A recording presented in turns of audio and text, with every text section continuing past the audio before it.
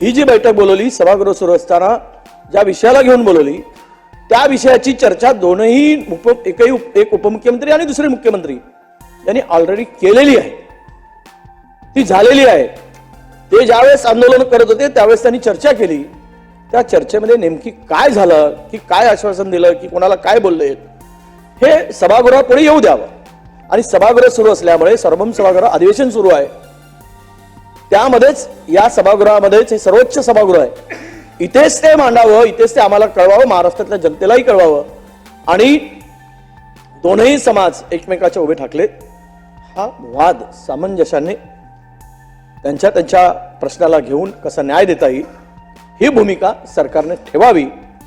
आणि म्हणून आम्ही आज त्या बैठकीला जाणार नाही, शासनाने इथेच या सभागृहामध्ये ती भूमिका स्पष्ट करावी असं आमचं मत आहे, म्हणून आम्ही बैठकीला जाणार नाही आहोत।